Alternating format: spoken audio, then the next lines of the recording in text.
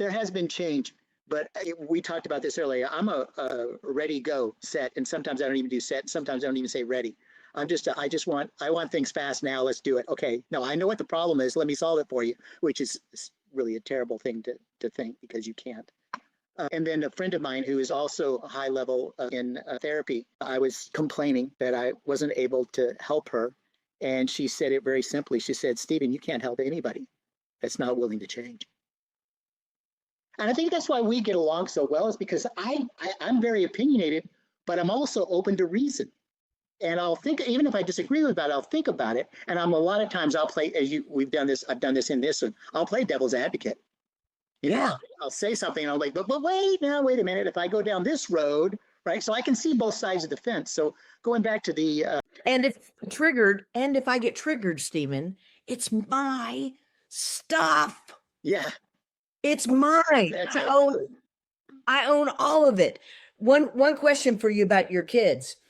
Who do you think your child seeks approval from? Peers, the world, bosses, or you and her mom? She doesn't need approval from her mom because she's always got that.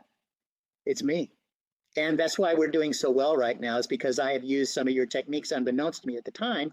Now you've just reinforced that I'm doing the right thing. And we are made a 180-degree turn around. I love that. I love that. I'm so happy for you and your daughter. You know, my mom and dad love me beyond words. Everything they said was because they were terrified that I was going to have a horrible life. You're never going to have friends. You're never going to make money. You're never going to be able to, you're going to be hurt by the society, blah, blah, blah, blah, blah. You know, the only thing that hurt me in my whole time, my 60 plus years, the only thing that hurt me out of all the experiences I've ever had with anybody, the only thing that hurt me is your dad. My mom and dad.